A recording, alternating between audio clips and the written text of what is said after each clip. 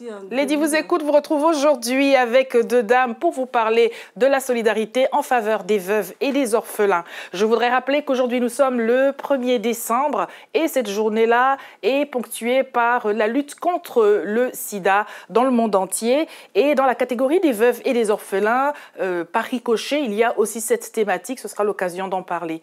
Nous sommes en direct, notre numéro de téléphone est sur le bas de vos écrans.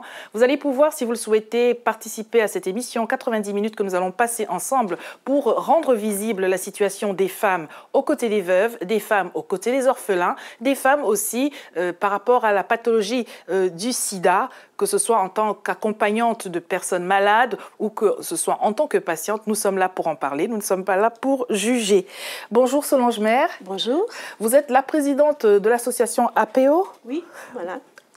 Association. C'est Action pour enfants oubliés. Pour enfants oubliés. Oui. Merci d'être venue nous madame. parler de ce que vous faites. Et avec nous, Madame Kakou Akissi. Bonjour. Bonjour. Vous êtes là aussi parce que vous êtes très engagée, tout au moins par la question des enfants. Oui. Et vous avez tenu à participer à cette émission. Nous vous en remercions. Je vous en prie. Je voudrais déjà rappeler aussi que vous êtes, vous, de la République démocratique du Congo. Vous êtes de la Côte d'Ivoire, Madame Akissi Kakou. Et les sœurs en République démocratique du Congo continuent à être concernées aujourd'hui par la situation du vote, puisqu'il y a les élections. Même si nous ne sommes pas, nous n'avons pas, comme tout le monde d'ailleurs, les résultats de ces élections-là, ça n'est pas notre sujet. C'est surtout le fait que, du fait d'appartenir à ce pays-là, vous avez une visibilité plus, on va dire, plus claire qu'autrui, puisque vous connaissez les lieux, l'Est du Congo, la situation de celle des femmes et des jeunes filles qui ont pu être victimes de viols et d'autres situations encore. Alors, je voudrais vous laisser le soin de nous présenter votre association. Oui, Action pour enfants oubliés, c'est une association qui œuvre depuis 2000 en République démocratique du Congo et ici, est reconnue depuis 2002 seulement. Et notre principal objectif est de défendre la femme et l'enfant. Et dans notre association, nous accueillons donc les enfants en extrême détresse, comme on les appelle aujourd'hui. Nous avons commencé en 2001 avec les enfants de la rue, mais avec les problématiques de l'Est du Congo, avec des guerres qui se sont succédées à l'Est du Congo. Aujourd'hui, on s'occupe des enfants en extrême détresse. Alors, quand on parle d'enfants en extrême détresse, ce sont des enfants abandonnés, des orphelins abandonnés, et il y a aussi des enfants issus des viols. Comme vous parlez du problématique du sida aujourd'hui. Et ces enfants sont souvent les enfants des enfants. Quand je parle enfants des enfants, c'est souvent des jeunes filles qui ont été kidnappées mineures, emportées dans la forêt et qui se sont retrouvées enceintes, enfouies avec leur grossesse. Et nous les avons accompagnées jusqu'à leur insertion dans le village, jusqu'à leur accouchement, mais on s'occupe aussi de leurs enfants. Mais il y a aussi des femmes, parce qu'on parle de tout le monde aujourd'hui, de la situation de l'Est. Je pense que c'est connu un peu partout que le viol a été utilisé comme arme de guerre. Oui. Et souvent, il n'y a pas que de veuves. Il y a aussi des femmes qui ont été carrément rejetées seulement par l'entourage, stigmatisées, aussi rejetées par leur mari parce qu'ils se disaient qu'après les viols, comme ça, peut-être que ces femmes ont le sida. Voilà, donc c'est ce qu'on fait. Mais APO a 3 champs d'action. Donc nous avons un centre d'accueil qu'on a créé pour aider les enfants en extrême détresse. Ce sont les enfants abandonnés, rejetés, enfants de la rue, enfants issus des viols, comme on vient de parler. Mais on travaille aussi maintenant, donc ça fait 10 ans que c'est créé. Hein, donc on a commencé à mener des actions en faveur de l'éducation de l'enfant. Et c'est là qu'on a créé une école justement pour les enfants orphelins démunis.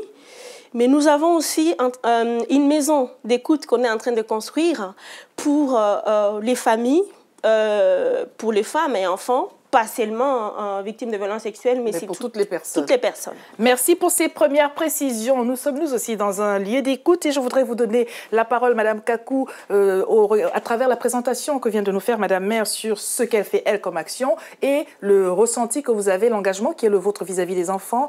Je voudrais vous laisser le soin de nous le présenter. Je tiens à remercier Madame Maire pour son action. Je suis bien contente qu'il existe des structures comme ça pour encadrer nos enfants, les enfants d'Afrique, les enfants issus de guerre, de viols, de sida, de tout ce qu'on peut savoir. Hélas, c'est dommage, c'est l'Afrique, c'est pas qu'au Congo, c'est partout. Oui. Je suis vraiment contente que certaines personnes s'engagent pour la cause de ces enfants-là. Moi, c'est un cri de cœur ce matin que j'entends, la présentation de l'association, la présentation des enfants, tout ce qu'elle raconte, la dame, en fait, ça fait mal au cœur en tant que maman. Oui. Et là, c'est nous, les mères, qui sommes la victime de toutes les guerres, de tous les problèmes des politiques. C'est nous qui perdons nos maris, c'est nous qui perdons nos enfants, et ce sont nos enfants qui se retrouvent après à la rue, et nos petits-enfants, et tout le reste. Donc voilà, j'aimerais dire que je suis vraiment contente qu'il existe des structures comme ça. Et alors, que pensez-vous qui soit l'urgence aujourd'hui pour l'encadrement notamment des enfants, s'il fallait privilégier un aspect d'après vous? Est-ce que c'est la santé? Est-ce que c'est l'éducation? Par quoi faudrait-il commencer si vous aviez une baguette magique pour transformer les choses? De ma petite expérience d'aide-soignante, oui. Je pense que c'est la santé qui va primer sur le tout. Parce que ce sont des enfants qui naissent dans des conditions déplorables, qui naissent dans des forêts, qui n'ont pas de prise en charge sur le plan de la santé. Donc au jour d'aujourd'hui, l'immédiat, c'est la santé de ces enfants-là, de leur mère aussi. Et secondo, l'éducation. La santé, toujours, quand on parle de journée mondiale de lutte contre le VIH-Sida, qu'est-ce que cela évoque pour votre réalité, vous qui êtes au devant, ou plutôt en contact avec des patients pour des raisons diverses?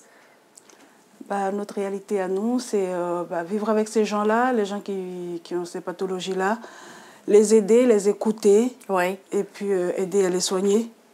Et faire en sorte que ces gens-là soient pas rejetés, qu'on ne voit pas le sida comme la peste, qu'on ne voit pas le sida comme...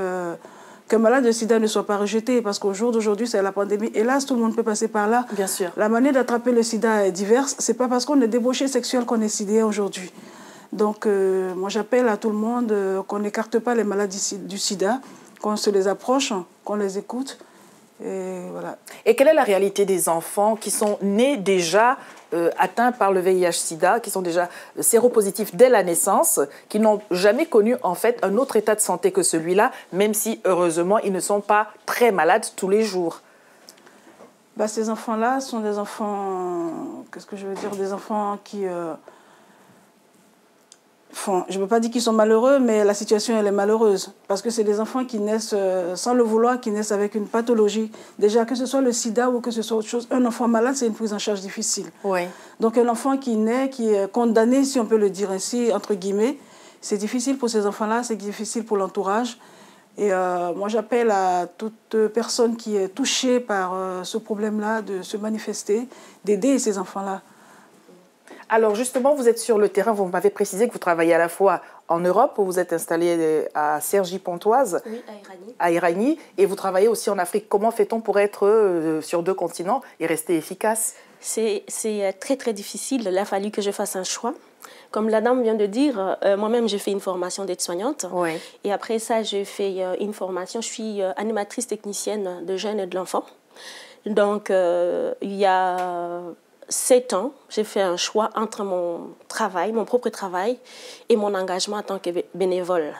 Donc, j'étais obligée de choisir justement de pouvoir aider les autres là-bas et ici. Et je suis bénévole, je fais du volontariat depuis 10 ans et à 100% depuis 7 ans. Donc ici, ce qu'on fait, c'est beaucoup plus la sensibilisation. Là, on vient de parler de 2 choses qui sont vraiment différentes, l'éducation et la santé. Je pense que les 2 sont complémentaires. Quand on est éduqué, on peut mieux se protéger des maladies. Mais quand on est malade, on ne peut pas apprendre, on peut rien faire. Et c'est ces 2 sujets justement qu'on utilise comme support dans des structures. Ici, notre plus grosse manifestation qu'on organise, c'est pendant la quinzaine de la journée de l'enfant africain où on défend les 2e objectifs du millénaire. Ça nous permet, nous, notre association, d'aller dans les écoles. Même si c'est difficile, on a un support qui est très très important. Les contes africains. Aujourd'hui, je suis devenue conteuse et je raconte les contes de ma grand-mère. Et c'est seulement ici en Europe que je me suis aperçue que notre mamie nous apprenait, pouvait nous transmettre énormément de choses au travers les contes.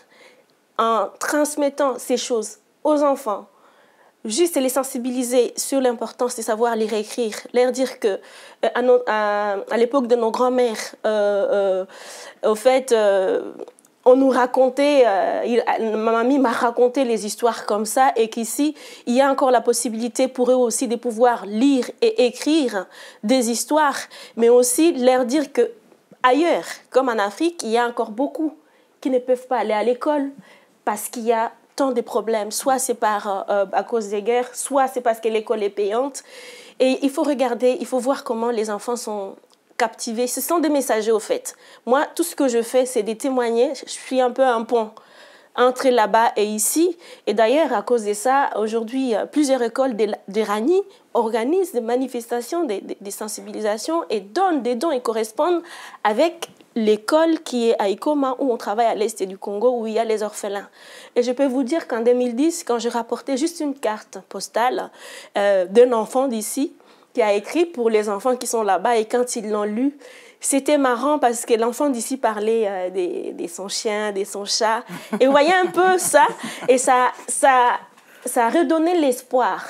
Parce que les conditions pour un enfant africain qui vit dans une zone de post-conflit ou conflit pour aller à l'école, et les conditions d'un enfant d'ici, ce n'est pas du tout la même chose. Déjà, on sait qu'aller à l'école quand il n'y a pas de guerre ou quoi que ce soit, c'est déjà un parcours du combattant. Oui. Pas seulement pour les enfants qui vont à l'école, mais pour les parents qui les accompagnent. Et les femmes sont au-devant des loges pour pouvoir accompagner les enfants. Les femmes doivent gérer leur situation de femme, quel que soit leur état de santé. Oui.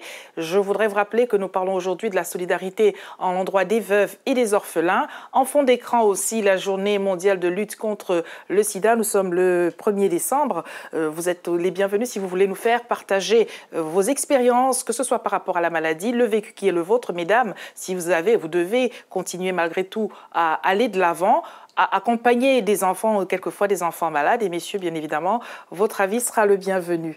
Je voudrais déjà que l'on parle aussi des veuves, parce que quand on parle du sida, il y a des situations qui font que le couple va se défaire. C'est vrai que des fois, les femmes vont décéder avant le mari, mais elles sont plus nombreuses, les veuves du sida, que les veufs.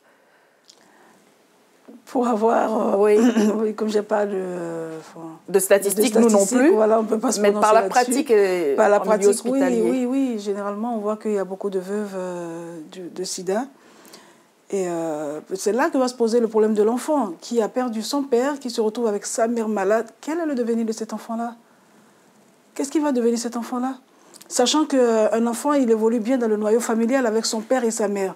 Mais quand un enfant se retrouve aujourd'hui privé de ses deux parents, franchement, le problématique est là. C'est là où la situation elle est difficile pour moi. Et la question de la stigmatisation n'est pas des moindres. Madame nous disait tout à l'heure, il y a ce rejet. Si, mais même pour l'enfant, on va lui dire, ton père est mort du sida, ta mère est morte du sida. Le pauvre, il en était pour rien quand même. Donc même l'enfant, il va être aussi stigmatisé, il va être vu tout de suite. C'est vrai qu'aujourd'hui, on fait des efforts pour que les enfants naissent sans la maladie. Ouais. Mais même si l'enfant est né sans la maladie, cet enfant-là va être, hélas, il va être stigmatisé. Quand on parle de sensibilisation, Madame Feita, des contes, pour vous, la sensibilisation pour toucher un public de jeunes, notamment les adolescents, elle peut passer par quoi? Plus par les médias, par les contes, comme nous dit Madame. Est-ce que la jeunesse aujourd'hui, les enfants en Europe sont sensibles aux contes? Oui, les enfants sont sensibles aux contes. Moi, je sais que dans ma ville, à Vigneux-sur-Seine, oui, on organise des séminaires comme ça, des contes africains, quand on fait venir des enfants pour écouter. Parce qu'on parle, ils sont dans leur monde, que ce soit, c'est comme des dessins animés, c'est des choses de leur promotion, de leur... Moi aussi, j'ai eu pas mal de contes de ma grand-mère. Moi, j'ai vécu auprès de ma grand-mère, j'ai été élevée par ma grand-mère. Donc, je connais la réalité de l'enfant en Afrique. Ouais. Malade ou pas malade, je sais ce que c'est d'aller à l'école en Afrique.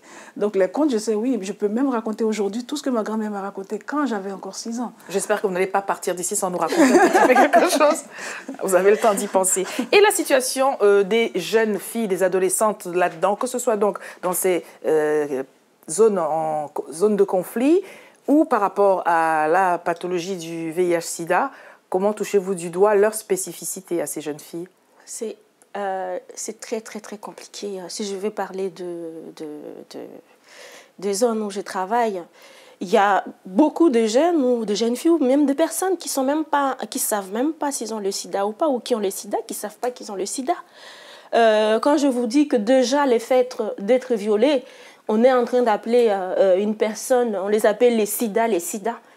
C'est déjà difficile de pouvoir convaincre cette personne d'aller se faire tester, d'aller rencontrer un médecin.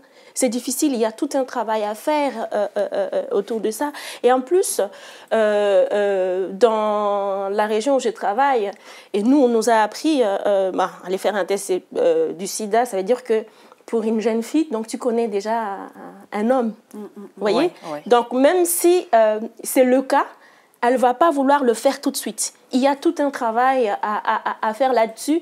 Et c'est pour ça que je dis l'éducation a vraiment un rôle à jouer là-dedans. On est en train de réfléchir avec les partenaires qui sont sur le terrain, comment faire, introduire même dans l'éducation, à l'école, faire un peu d'éducation, sensibiliser justement par rapport au sexuel, par rapport aux relations et tout. C'est difficile. Il faut prendre tous les contextes du village, commencer les travaux pas seulement chez les jeunes, mais il faut les faire aussi chez les parents. Il faut aussi les faire au niveau de l'État. Il y a tout à refaire là-bas. Et ici, en Europe, c'est aussi très compliqué parce que il y a des secrets. Les secrets des familles qu'il faut garder. Et ça, c'est quelle que soit l'origine, quelle que soit l'origine africaine ou pas africaine. Il y a les secrets de famille, il y a, on ne veut pas avoir honte, ou il y a des jeunes qui les font mais qui n'osent pas. Il y a le manque de dialogue entre jeunes et parents. Voilà. Donc, il y a tout un travail à faire à ce sujet-là. Madame Akissi-Kakou, vous êtes donc aide-soignante. La question du dépistage, peut-être qu'il est important aussi de rappeler que le dépistage peut permettre d'attaquer, si on va dire comme cela, la maladie suffisamment en amont pour le corps médical, j'entends, et pour le patient aussi. Or, plus on retarde le moment du dépistage, moins on a les chances tout au moins de mieux se porter, et surtout il y a le risque de transmission parce qu'on est séro-ignorant. Alors ce dépistage-là, quelquefois, il peut faire peur parce qu'on a peur du diagnostic. Oui, c'est vrai que les gens ne sont pas trop mobilisés à aller se faire dépister, alors que, comme vous venez de le dire, c'est important de se faire dépister à temps, de se savoir malade à temps pour pouvoir guérir de sa sérologie. Oui. Mais c'est pas facile d'appeler les gens aujourd'hui pour aller faire le test du sida. Il y en a qui ont peur, il y en a qui préfèrent rester dans leur déni, qui préfèrent rester ne pas savoir qu'ils sont malades et mourir si possible, mais qui ne veulent pas aller, il y en a qui refusent. Donc la sensibilisation elle est très importante et c'est difficile de convaincre les gens à aller se faire dépister. Et le mode de transmission aussi, Madame disait tout à l'heure, parce qu'il y a le mode de transmission qui est un mode de transmission aussi, mais pas exclusivement sexuel, peut laisser penser que ce sont des personnes qui ont une vie un tout petit peu... Et c'est ça qui fait que peut-être les gens n'osent pas aller au dépistage. Oui. Moi, je vais citer un exemple. Quand je suis arrivée ici en France, je connaissais une dame qui était malade, qui se savait malade et qui vivait avec un monsieur marié. Donc, pour vous dire comment la transmission peut se faire. Cette dame-là, elle est mariée, elle a ses enfants, elle est dans son foyer. Elle ne peut pas se douter de quoi que ce soit. Alors que son mari, il a une relation avec une maîtresse qui est malade. Et cette dame-là, elle a eu un enfant qui était malade. Et le monsieur, il a été contaminé. Je ne sais pas ce qui va se passer par la suite. Donc, le mode de transmission, il est très vaste. Et c'est à cela qu'il faut sensibiliser les gens, surtout nos hommes. Je suis désolée de la pointer du doigt. Pointer. Il faut bien dire ce qui est. Je suis désolée de la pointer du doigt, mais ils sont vraiment à la base de la transmission. Enfin, ils transmettent plus facilement que nous. Je suis désolée de le dire. Non, soyez pas désolés, ma foi, si c'est cela la réalité aussi. D'ailleurs, ils vont réagir, ces messieurs et ces dames, pour nous dire ce qu'il en est, bien qu'on n'ait pas stigmatisé, nous non plus, de façon exclusive, telle ou telle catégorie de population. Il y a une réalité qui est là. C'est vrai qu'on dit que le sida se féminise, et vous avez, lorsque vous êtes, vous accompagnez ces femmes dans les pays où il y a la guerre, dans les régions en zone de conflit, est-ce que vous toucher la maladie, ou est-ce que vous vous occupez du bien-être de façon large en disant il y a des médicaments, mais il n'y a pas que cela, il y a peut-être des activités génératrices de revenus, parce que si elles ont des enfants, il faut qu'elles puissent continuer à les accompagner. Par quoi commencez-vous en réalité lorsqu'une femme est avec vous? C'est d'abord la sensibilisation on fait de la sensibilisation. Je ne travaille pas toute seule sur place. Bien sûr que non. Donc, notre association est reconnue comme une ONG, donc à l'est du Congo. Il y a toute une équipe qui travaille. Il y a ces femmes qui travaillent avec nous aujourd'hui, qui étaient des anciennes victimes et qui sont devenues, comme on appelle là-bas, des vulgarisatrices. C'est là où je parle, ici ou là-bas, le rôle de la femme est très important. C'est carrément le moteur pour faire tourner la machine qui est la société. C'est très, très important. Et une fois cette femme touchée, sensibilisée, ça lui donne encore envie de revivre. Et quand elle a envie de revivre, elle a envie de faire les choses. Je parle de ça, c'est par expérience. Les femmes que nous avons accompagnées, qui ont été soignées et qui ont été assistées pendant plusieurs années, à un moment, elles ont dit non à l'assistanat. On ne veut plus être assisté à 100%. Même si chez nous, il n'y a pas la paix, on veut retourner à la maison et commencer à travailler. Et c'est là qu'on leur a donné justement la possibilité de commencer des activités génératrices de revenus. Bon, nous, on a commencé avec des lapins. Pourquoi les lapins? Bon, c'est très important pour les femmes qui sont dans des zones de conflit, parce qu'il faut se rappeler que par rapport à l'histoire dans cette région, c'est que quand les rebelles venaient, ils violaient, ils mutilaient, ils tuaient et pillaient aussi tout ce qu'on pouvait avoir dans les villages, parce que les gens vivent dans la société des bétails. Et moi, je suis Mouchi, je suis originaire de Walungu, qui est un territoire que j'aime beaucoup, la chefferie de Walungu, où j'ai eu pas mal d'opportunités, et j'en profite pour remercier d'ailleurs les chefs coutumiers de Walungu, mais aussi toutes les personnes, toutes ces femmes, les habitants qui sont là à lutter, à se battre malgré les conditions difficiles. Donc, les bétails pillés, les vaches pillées, le fait de donner des petits lapins, ça devient un peu comme des petits bébés. Il y a un succès par rapport au travail qu'on a commencé. On a commencé par ça, c'est que quand on voulait aussi resensibiliser toute la société à la solidarité entre déjà eux. Parce que le fait de fuir chacun de son côté, on devient égoïste. Il y a des blessures physiques, mais il y a aussi des blessures morales. Quand il y a une femme, enfin, dans une famille, le lapin a des bébés, c'est des roulements qui se font. On passe à l'autre famille et on a remarqué que ça retissait les liens entre les familles. Il y a aussi l'agriculture qui est sur place. C'est des petites semences qu'on donne. C'est différent de ce que les humanitaires, même si c'est eux qui ont beaucoup d'aide aujourd'hui, des grandes organisations, bon, il y en a ceux qui font du bon travail, mais c'est différent de ce qu'ils font. On vient avec un petit peu, peut-être 10% de ce qu'ils ont reçu de l'autre côté. On va juste donner à la population, on jette là, c'est tout. Et il y a tout un travail à faire, psychologique, social, il y a tout un travail à faire. Comme on dit, ne nous donnez pas du poisson, mais apprenez-nous à pêcher. Voilà, donc, et quand on sait que les lapins se reproduisent à une vitesse voilà, même donc, inquiétante parfois, oui, on peut comprendre que ça permet... On a commencé très peu, on a commencé en 2010, justement, c'est notre dernière activité, parce que tout ce qu'on était en train de faire, par exemple, notre projet aujourd'hui, on essaie de construire une maison d'écoute et des soins psychologiques. Ce projet a été financé, c'est vrai, par le ministère français des Affaires étrangères, en partie. Et il y a le complément qui nous manque. Et ce qui me touche, c'est de voir ces femmes, me dire, même si le projet est bloqué, nous, on ne veut pas rester des bras croisés, sans rien faire. Ils ont commencé aussi les projets Habitat. Vous voyez, c'est toute une histoire. Depuis 10 ans, il y a un travail déjà de sensibilisation, on est conscient, on accepte de se faire soigner. Il y a un travail psychologique au fur et à mesure, mais on accepte aussi de se réinsérer dans la société, mais avec une activité. On est réconcilié en quelque sorte avec la vie. Que disent les enfants en milieu hospitalier à une aide-soignante? Quelle est la réaction des enfants dans un contexte hospitalier? Ils sont malades, ils ne vont pas très bien, mais il reste des enfants après tout. Il reste des enfants, ils demandent à jouer, ils font des dessins, ils demandent s'ils vont guérir, quoique il reste des enfants. Et lorsqu'on parle d'espace d'écoute, est-ce qu'ils sont conscients de leur état? Est-ce que pour eux, la maladie, c'est quelque chose qui leur arrive et après, ils vont en sortir? Comment est-ce qu'ils vivent? Surtout des pathologies lourdes, d'ailleurs. Ça dépend de comment on va leur expliquer. Moi, je sais que j'ai eu un enfant quand j'étais en stage, un enfant qui est venu du Congo, qui était soigné par l'ONG Espoir, je crois que ça s'appelle. La chaîne de l'espoir. La chaîne de l'espoir qui prend des enfants malades du cœur qui viennent soigner ici. Tout à fait. Donc cet enfant-là, le seul problème qu'il avait, c'était la barrière de la langue parce qu'il ne pouvait pas communiquer. Ouais. Il venait de Burundi. Il parlait anglais, ce petit-là. Mais il reste un enfant, il se soigne, il sait qu'il a une pathologie, il sait il est content des parents de cette ONG-là, parce qu'il y a des familles qui les accompagnent. Donc il est content, il sait qu'il va guérir. Ou même quand ils ne vont pas guérir, ces associations-là les encadrent. Ils ont les mots pour leur dire que voilà, ils vont partir au ciel, la situation elle est compliquée. C'est difficile à vivre pour nous soignants, mais nous, on est là aussi pour ça, pour accompagner ces enfants-là, pour leur faire vivre la réalité de leur pathologie. Et quand vous accompagnez les enfants, vous avez la lourde charge aussi, même si ce n'est pas votre rôle principal, parce qu'il y a des psychologues en milieu hospitalier, mais en général, la personne, l'être humain qui est là, notamment quand c'est une femme, on va peut-être avoir recours à vous aussi sur l'aspect affectif pour pouvoir accompagner, consoler.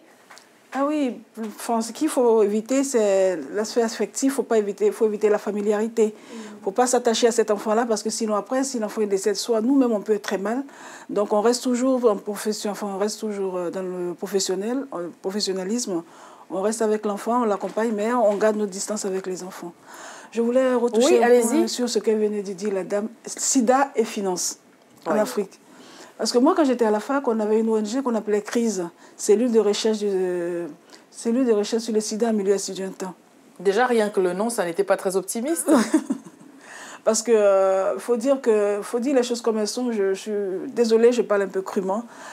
Les difficultés financières poussent les jeunes filles aujourd'hui à se prostituer en Afrique. Ouais. Et ça, il n'y a personne qui fait rien pour... Enfin, je ne sais pas si les choses se font, mais moi, pour avoir vécu cette réalité-là à l'université, je sais qu'il y a des filles qui voulaient vraiment étudier, qui n'avaient pas de moyens, qui n'avaient pas de finances, qui sortent avec des gens plus âgés qu'elles-mêmes et qui contractent des maladies. Donc, sida et finances vont vraiment de pair. Moi, je sais que quand j'ai eu besoin d'une bourse pour étudier au département d'espagnol, je suis allée voir une dame, je lui ai dit, voilà, mes parents ne peuvent pas m'aider pour mes études. Est-ce que vous pensez que je peux avoir droit à la bourse? Parce qu'à notre époque, dans les années 90, la bourse, elle n'était pas systématique. Et je me souviens, cette dame, elle m'a dit, je ne comprends pas pourquoi vous connaissez vos réalités, vous voulez étudier. Moi, mes enfants sont en France parce que je sais que je peux me permettre. C'est ce qu'elle vous a dit. Je vous promets. Et si vous ne pouvez pas, vous savez que vos parents n'ont pas les moyens pour vous encadrer. Pourquoi vous voulez aller à l'université? Et ça donne la rage de vaincre. Moi, je ne me suis pas laissée aller parce que je ne voulais pas freiner ma vie aussi par le sida. Parce que dans les années 90, le sida, c'était la grande pandémie du moment. J'ai fait des petits commerces, je me suis débrouillée comme je pouvais pour faire mes études. Mais je sais que des gens autour de moi sortaient avec des personnes plus âgées que soi. Et c'est comme ça qu'on attrape des maladies. Pas seulement, pas exclusivement avec des personnes plus âgées que soi. Parce que quelque part, vous êtes certainement au courant aussi du fait que des hommes d'un âge certain vont se diriger vers des adolescentes sous prétexte qu'elles seraient vierges de toute maladie. Vierges et vierges de toute maladie. Moi, je ne sais pas si je peux me permettre de parler de ce qui s'est passé au Congo quand j'ai commencé, donc en 2002-2003. Dans le village où j'ai commencé, là, il y a eu des enfants qui ont été carrément violés par des rebelles parce qu'on avait mis dans leur tête que s'ils violaient des petits qui avaient le sida, qui violaient des enfants qui étaient supposés être vierges, ils étaient guéris du sida. Donc, il y a guéri carrément, ça n'était même pas ne pas l'attraper, mais c'était en guérir. Voilà, en guérir. Qu'est-ce qu'il ne faut pas entendre. Je peux vous dire que et les enfants et les jeunes, même aujourd'hui, je vous ai dit, j'étais il y a 3 semaines au Congo, je viens de visiter la région des Grands Lacs, où on a visité des prisons. Il y a des enfants aujourd'hui qu'on appelle les enfants en conflit avec la loi. Ces enfants, on les appelle en conflit avec la loi parce qu'ils sont souvent les enfants qui se retrouvent dans la rue à cause des problèmes, comme vous venez de dire, économiques. Ils ne peuvent pas se nourrir, manger. Leur seule survie, c'est d'aller dans la rue chercher quelque chose à manger. Et quand il y a des délits mineurs qui sont commis, on les amène en prison parce qu'il n'y a pas de centres pour s'en occuper. Pour les encadrer. Alors, est-ce que c'est la solution? Mais justement, pourquoi peut pas... Enfin, le problème, c'est ça, encadrer ces enfants-là. Il faut créer des institutions pour encadrer ces enfants-là. Moi, je sais que chez nous, en Côte d'Ivoire, il y a des institutions qui sont sur place, SOS Village. Mais qu'est-ce qu'ils ont? Ils sont démunis, les femmes, elles n'ont pas de moyens pour travailler. La solution, il ne faut pas attendre qu'ils soient grands, qu'ils soient des voyous, mais il faut tuer le mal à sa souche. Il faut chercher à encadrer ces enfants-là, il faut créer des institutions pour encadrer ces enfants-là. Quand on parle des enfants de la rue, on voit plus facilement des petits garçons, non pas parce qu'il n'y a pas de filles, mais parce que, en général, les filles vont... sont plus débrouillardes. Est-ce que c'est parce qu'elles sont plus débrouillardes ou est-ce que c'est parce qu'elles vont se retrouver à un poste par rapport à la prostitution et après de femmes, filles épousées? Les filles sont là, mais les filles sont beaucoup plus exploitées et prostituées. Il y a des gens qui récupèrent des filles.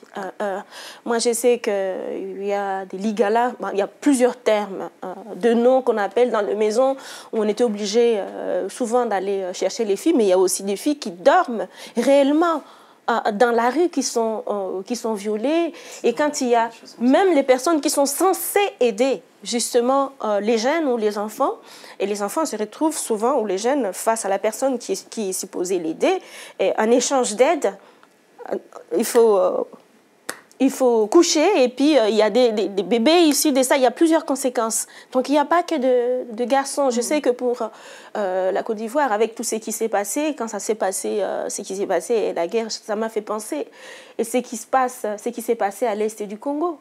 Moi, c'est un pays carrément oublié. Ça me fait mal. Regardez ce qui s'est passé au moment des élections au Congo. On en a très peu parlé ici. Il y a très peu de gens qui ont su qu'il y avait des élections sur terrain. Et quand je suis arrivée sur place, j'ai vu tout ce que j'ai pu remarquer, c'est toutes ces affiches qu'il y avait. Des photos de personnes qui sont là, qui, soi-disant, pour faire leur campagne, et ils ont dépensé énormément, alors que de l'autre côté, il y a la population qui souffre. Alors quand je regarde tout ce qui a été dépensé en t-shirt ou en casquette, je dis, mais... Et puis toutes ces personnes qui sont venues, soi-disant, à la dernière minute, on veut construire une école, ou on veut faire... Où est-ce qu'ils étaient depuis tout ce temps? C'est là où je vais adresser un message aux hommes africains. Il y a beaucoup d'hommes africains qui veulent s'engager dans la politique. Mais moi, j'ai dit la meilleure façon de s'engager pour ces hommes, c'est de mener des actions concrètes, quel que soit l'endroit où vous êtes, que ce soit ici ou là-bas.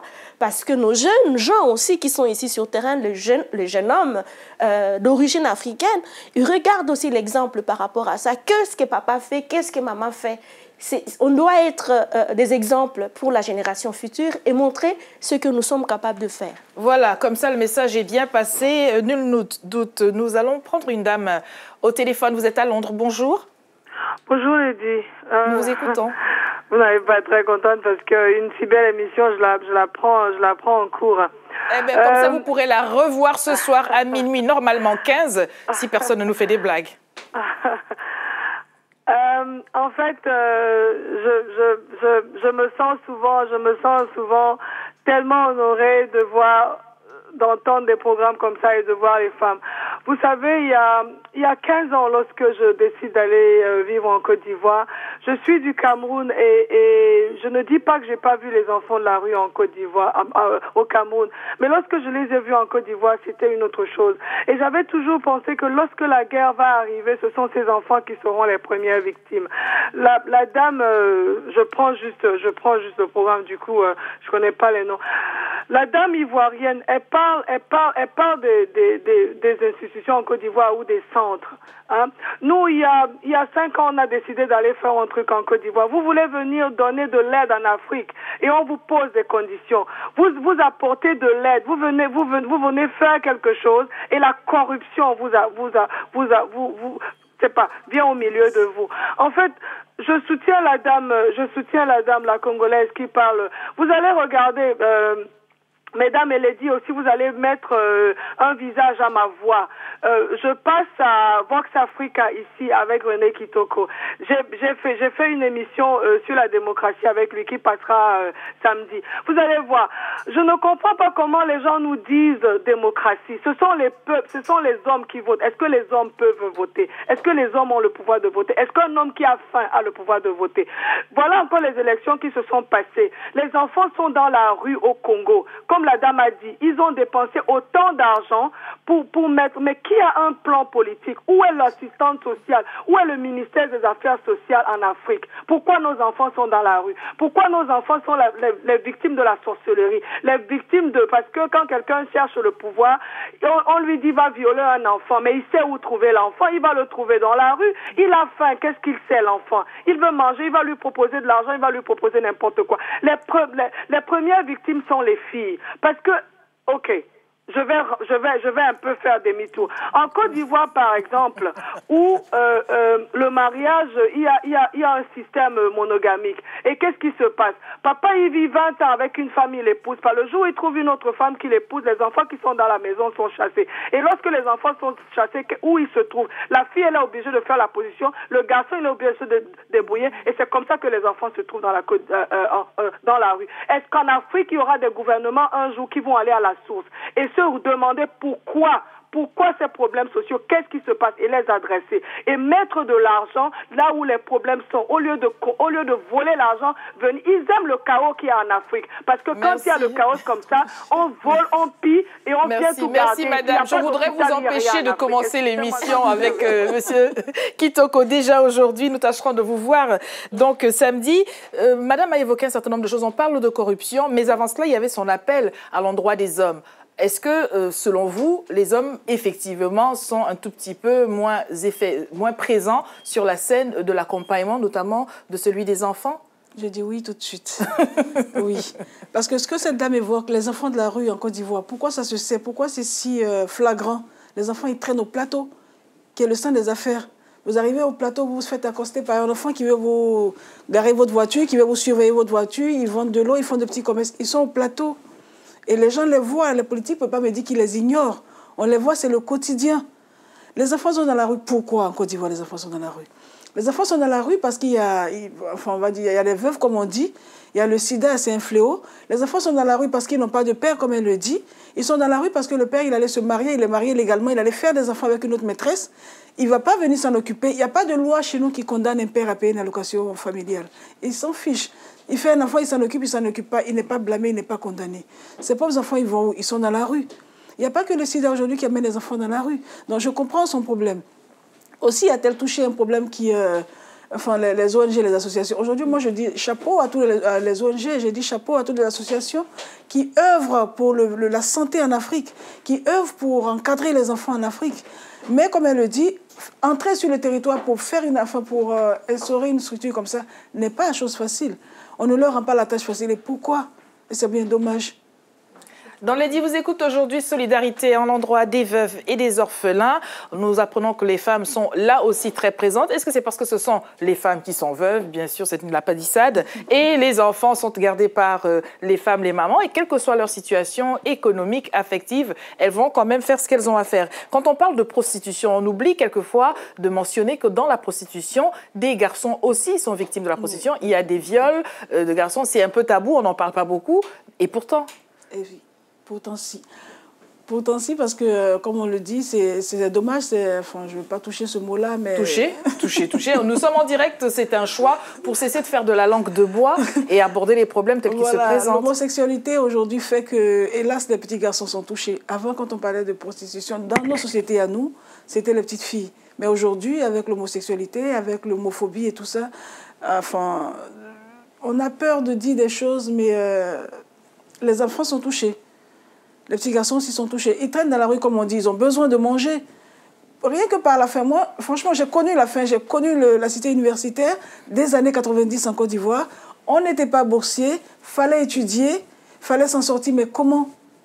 Donc, je ne peux pas dire que tous les moyens sont bons, mais à des moments, les gens ils n'ont pas le choix. Un enfant qui est dans la rue, qui n'a pas... Ici, normalement, tout le monde mange 3 repas. Mais tu n'en as même pas un. Si tu as un petit morceau de pain, ça reste que du pain, même sans beurre, sans rien du tout. C'est bon pour ta journée avec un sachet d'eau glacée. Je suis désolée que ces enfants-là, je ne crois pas qu'ils le font pour vouloir de l'argent, mais c'est de leur survie, quoi. Et c'est déplorable. Dans le cadre de la sensibilisation, que vous répondent les jeunes filles, notamment par rapport à la question de la prostitution?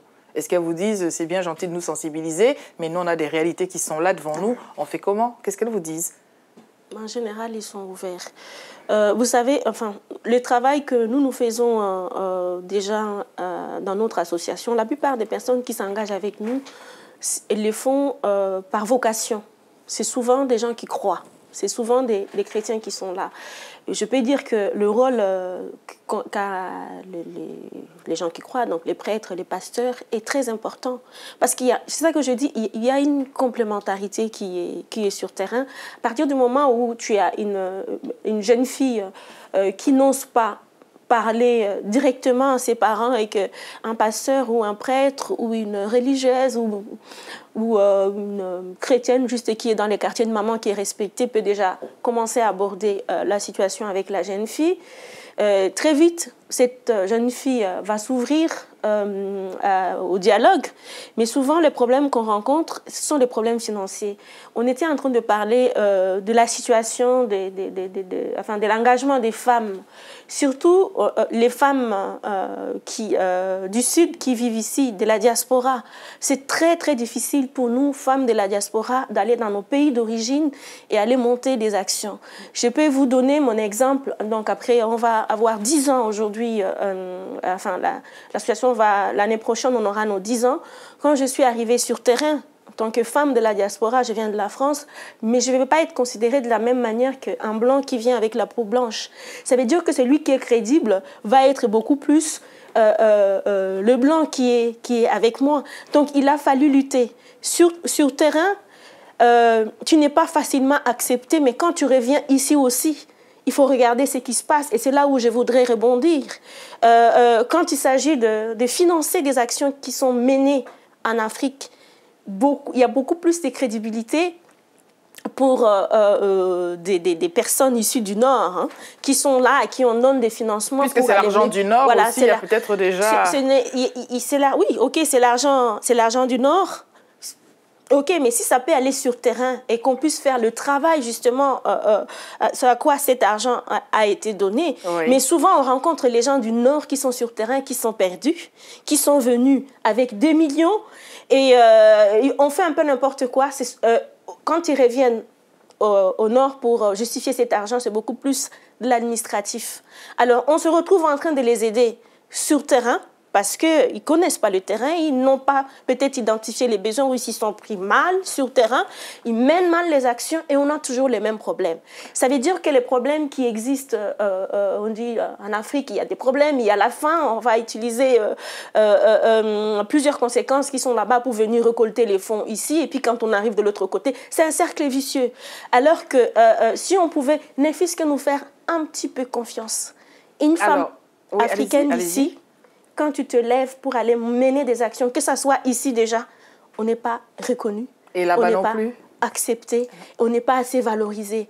Et d'ailleurs, moi, je vais en profiter pour dire merci. Je peux parler de mon mari, parce que ce n'est pas n'importe quel mari qui peut accepter de laisser sa femme, comme j'ai dit, ça fait depuis 7 ans que je suis engagée, je dis volontariat, il n'y a pas de salaire, à 100% dans l'action, je pars, je voyage, et il est derrière, merci à ma famille, j'ai quand même 5 enfants qui est là, c'est pas évident, c'est pas du tout évident, et je vais dire merci à toutes les femmes qui sont engagées. Moi, ce que je fais, c'est très peu. Quand je regarde les femmes originaires d'Afrique de l'Ouest, je dis chapeau à ces femmes, et j'ai à m'inspirer d'elles. Merci pour tous ces appels, tous ces petits messages personnels, mais c'est important que vous le disiez parce que souvent on pêche par manque justement de reconnaissance. Madame, en Picardie, nous vous écoutons, bonjour. Oui, bonjour, bonjour aux dames sur le plateau. Je voudrais déjà... Allô? Nous vous écoutons. Oui, je voudrais déjà les féliciter effectivement pour tout le travail qu'elles abattent au sein de leurs ONG. Et j'avais justement quelques questions concernant justement notre thème de ce matin. Je voudrais savoir, mesdames, ne pensez-vous pas que effectivement le problème pour commencer à combattre le sida justement dans nos pays, je veux dire africains, Afrique noire, il faut déjà commencer un petit peu à combattre la pauvreté. Et puis, parce que je pense que, justement, on a des enfants qui sont dans la rue, bon, les pouvoirs publics, est-ce qu'il ne faut pas déjà créer des structures qui vont ne serait-ce que occuper ces enfants-là, occuper la population, occuper les jeunes qui sont laissés à eux-mêmes, qui n'ont plus d'autre choix que, comme vous avez dit tout à l'heure, pour les jeunes filles se prostituer ou faire des choses pas très catholiques, on va dire. Donc ça, c'était ma première question. Même pas musulmane, ces petites choses-là.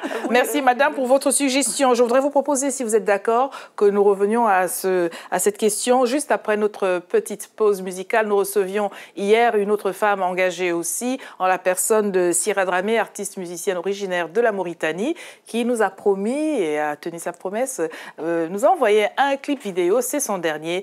Regardez avec nous, à tout de suite.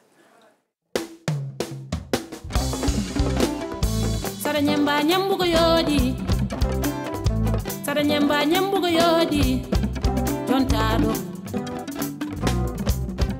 yontede wana kange kalis bimi yontede wana mbadi bimi yontede wana wonde bi mojo bimi yontede wana wonde bi galle bimi jontado koni jibinte jajata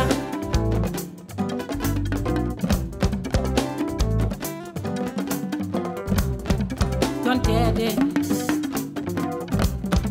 jontado famdat sawto wol bimi jontado wonat munyowo andat ko halata andat to jodi jontado koni jibinte jajata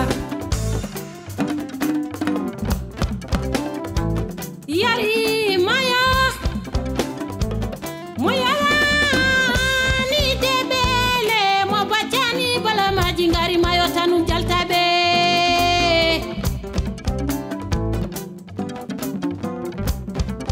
on woni jari hawa abdullahi saidou amada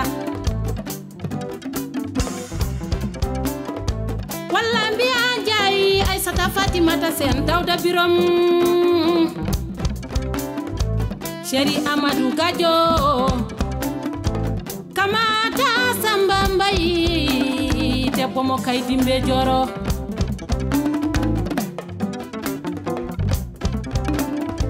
tulde naɓe nanne njayi gata gawi ko njayi gajata hawa njayelam sey lampandelam yo yari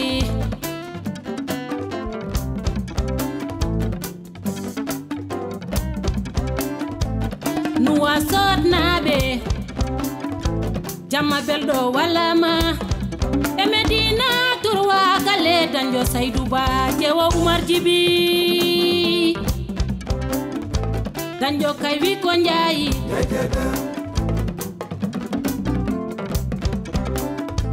hawa njen ha cilɓe mbañ samba njuroyo dan taniraɓe amadi kude boy kude pate kudu tudi tati gabi tati wotru wala sainde kodon jinomi yari mayo mo yarani debele mo bachani bala maji ngari mayo tanum jaltabe bari nanani gulali so wana kujinale kelle bombe sagatabe on woni Ousmane Mamadou Mangan kaw walla mbiyamo Mangan Ousmane Sala Korka chéri engele sow engele koy ko gido yeso e tiagal sey lampandelam engele nana hawa njayi gajata ko Moussa Yaya Gay chéri Bilel Camarano Yaya Jobelam njuro ya dan Shirifu tanum bunu hasimu on woni kaja haidara chéri Saydou Doumbouya kaja nana hawa njayi gajata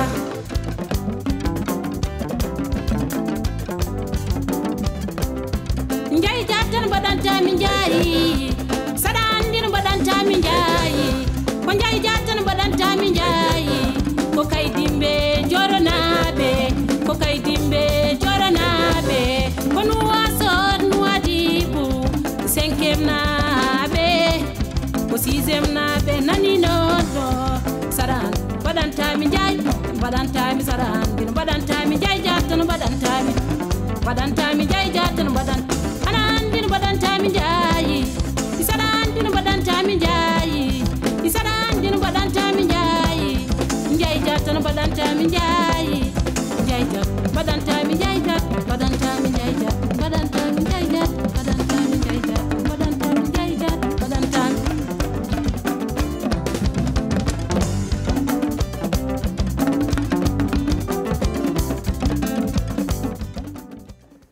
Merci à Sira Dramé de la Mauritanie qui nous fait partager le plaisir de cette musique et le charme de ces tenues. Je sais qu'elles vous font envie. Dans Lady vous écoute aujourd'hui, nous parlons de la solidarité veuve, solidarité pour les veuves, pour les enfants, avec deux invités, Solange Maire, présidente de l'association APO, et Madame Akissi Kakou qui nous a fait la gentillesse d'une visite aide-soignante de profession. Notre téléspectatrice précédemment au téléphone nous disait il faut, pour combattre cette pandémie qui est celle de la difficulté des enfants qui se retrouvent à la rue, il faut, et puis le sida surtout, elle nous disait il faut guérir la pauvreté. Et je vous ai entendu dire entre deux là pendant la musique, mais guérir la pauvreté, on en est très loin. Alors vous êtes vraiment pessimiste? Pas que je sois pessimiste, parce que guérir la pauvreté, c'est vrai qu'aujourd'hui on tire sur nos dirigeants, mais il y a des choses aussi qui se font. Donc, qui parle de pauvreté parle de corruption aussi en Afrique. Je sais qu'il y a des actions qui se mettent en place, mais est-ce que ces choses vont jusqu'au bout? Même les associations. Je suis désolée de vous le dire, je ne vous accuse pas vous directement, mais il y a des gens qui font ici qui demandent des collectes pour aller agir en Afrique, ils ne le font pas. Ils demandent des choses pour les enfants. Je sais qu'en Angola, une année, il y avait une association qui militait contre les mines antipersonnelles. Ils font la collecte ici, ça n'arrive jamais. Donc la pauvreté, la corruption vont de pair. Donc tuer la pauvreté aussi, sensibiliser les corrompus, enfin les corrupteurs. Donc c'est difficile. Nous, aujourd'hui, on le dit, l'Afrique, c'est vrai, on a les ressources, on a les moyens, on a tout ce que c'est, tout ce qu'il faut pour qu'on vive un peu mieux. Mais il y a trop d'acteurs en place, il y a trop de personnes à sensibiliser sur le plan parlant de pauvreté. Donc c'est pour ça que je dis, pas que je sois pessimiste, mais le combat, il est dur. Quand on parle du travail des enfants, on sait que de par le monde, ça n'est pas que le propre de l'Afrique, et encore qu'en Afrique, c'est considéré comme tout à fait normal, mais de par le monde, les enfants travaillent beaucoup, et en général, des organismes internationaux comme l'UNICEF et tout, protègent les enfants du travail forcé ou du travail tout court. Quel est votre point de vue là-dessus? Ce thème-là, je ne suis pas trop d'accord pour le travail des enfants, enfin, pas contre le travail des enfants. Pourquoi? Parce que nous, dans nos sociétés africaines, je vais pointer le problème de la Côte d'Ivoire, les enfants dans les champs de café-cacao, qu'ils utilisent des pesticides avec les enfants, je ne suis pas d'accord. Mais qu'un enfant aille porter du cacao, aider ses parents, je ne suis pas contre non plus. Moi, je l'ai fait. J'ai travaillé avec mes grands-parents dans les champs de café-cacao. Ça m'a permis, aujourd'hui, on peut me demander comment on fait le chocolat. Comment on fait... Je peux expliquer parce que j'ai vécu ça. Donc, c'est un petit apprentissage aussi. C'est vrai que l'abus n'est pas bien. Il y a des gens il y a des sous-formes il y a des formes d'esclavage qui existent aujourd'hui en Afrique, qui prennent des enfants, qui les exploitent, qui les prennent pour vendre et tout ça. Ça, je ne suis pas d'accord. Mais le travail de l'enfant, je ne peux pas trop tirer dessus, je ne suis pas trop contre. En réalité, alors ce travers qu'en travers il intervient quand l'enfant n'est pas avec ses parents à lui, mais avec d'autres adultes peut-être. Oui, d'accord, oui, là, je suis pas d'accord, parce qu'on peut prendre un enfant de 8 ans qui, on va dire, il va à la ville pour aller aider une dame, ou alors c'est une tante qui recueille un enfant. Vous confiez votre enfant à une parente qui va l'exploiter. Là, je suis pas d'accord. Je sais que ça existe, il y a des gens qui viennent dans les campagnes, qui recueillent des enfants pour dire, bon, je vais l'emmener, je vais le scolariser, l'enfant, il ne va jamais à l'école. Il reste, il fait la vaisselle, il fait la petite boniche à la maison. Donc, pour répondre à notre téléspectatrice, est-ce que, par exemple, donc, le travail tout azimut et même au niveau des enfants pourrait être une manière de combattre la pauvreté? Non. Non? Non. Madame Maire, vous êtes mitigée là-dessus. Alors, oui ou non, êtes-vous d'accord pour le travail des enfants? Moi, je dis, mais enfin, il faut... Je ne suis pas vraiment... quand c'est un travail, on fait travailler un enfant pour vivre, je ne suis pas d'accord. Quand bien même ce serait pour lui aussi? Ça dépend. C'est pour ça que j'ai dit le respect des cultures est très important. Il faut respecter les cultures des gens. Et tout à l'heure, quand je parlais des gens qui vont dans des pays pour aller mener des actions sans connaître, sans avoir identifié ou même reconnaître que les gens qui vont aller aider, on ne vient pas non seulement aider, mais on veut échanger, on veut recevoir quelque chose. Venir avec mes idées à moi d'ici du Nord pour aller les inculquer aux gens du Sud, quelle que soit l'organisation, quel que soit le pays ou les politiques qui vont le faire, ça ne va pas réussir. Il faut respecter la manière et la façon de vivre des gens. Mais de l'autre côté, moi, j'ai eu à m'occuper des enfants, il y a beaucoup d'enfants de la rue aujourd'hui qui se sont retrouvés à cause de tous les problèmes qu'il y a eu, des choses qu'on ne pouvait pas voir à mon époque quand j'étais enfant. Ça veut dire qu'un enfant qui est poussé dans la rue pour aller mendier, pour aller chercher de quoi nourrir sa famille. Ça, je trouve que c'est très dur pour l'enfant. Et je pense que la meilleure façon pour combattre la pauvreté, ce serait déjà éduquer, l'éducation. L'éducation ne se fait pas seulement, c'est vrai, à l'école, mais ça se fait aussi dans la famille. Et quand tu viens avec tes idées pour venir détruire l'éducation de base, l'éducation dans la famille qui a été faite, tu essaies de convaincre une famille ou un enfant ici ou là-bas. D'ailleurs, il n'y a pas qu'en Afrique que ça se passe. Ici aussi, on vient de toute origine. Il y a nos cultures qui sont là par rapport aux politiques, les problèmes qu'il y a aujourd'hui en France, même si on essaie de mettre tous les problèmes de jeunes aujourd'hui sur les jeunes ici de l'immigration, c'est pas du tout ça.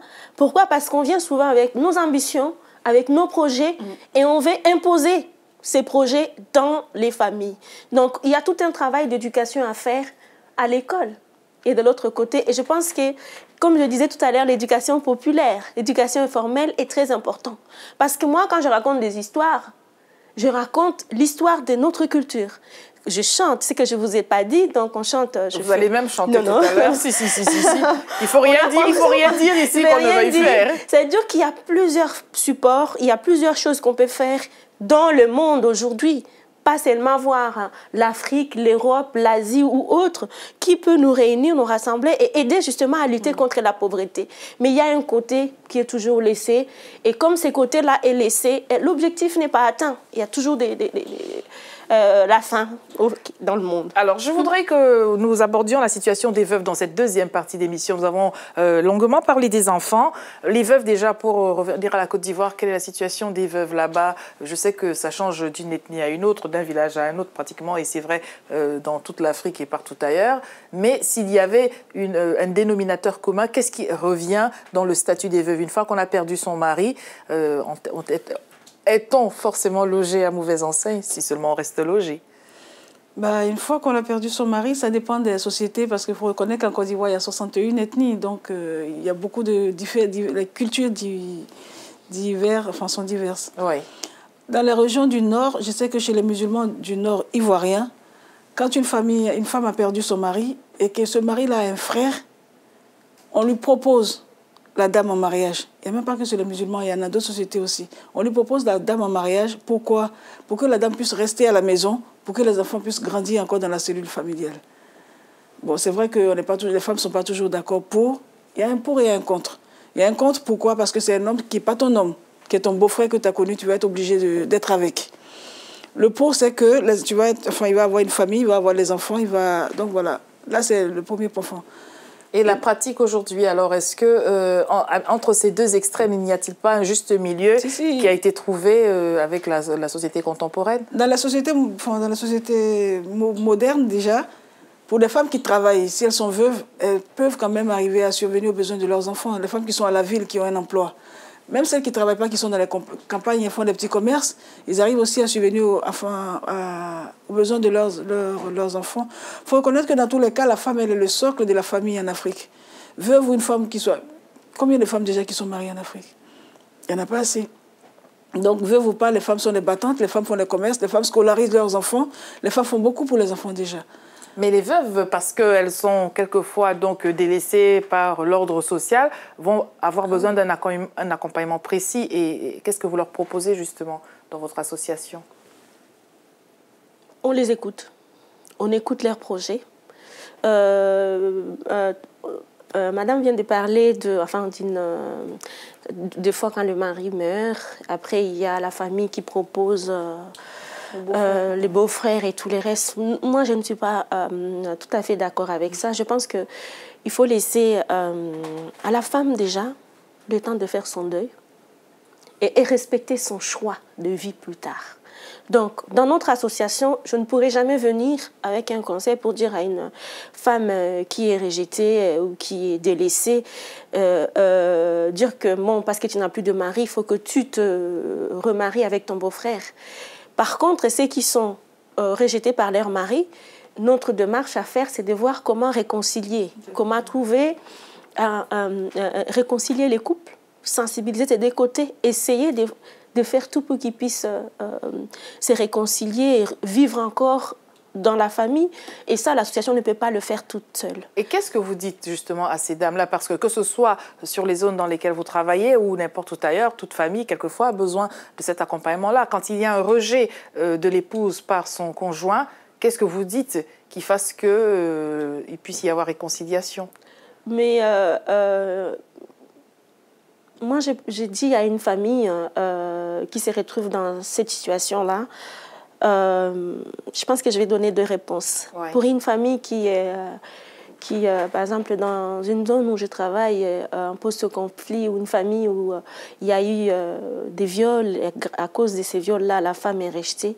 Ce que je vais d'abord dire à une femme comme ça, c'est que ce n'est pas de sa faute. Il faut que cette femme retrouve confiance en elle.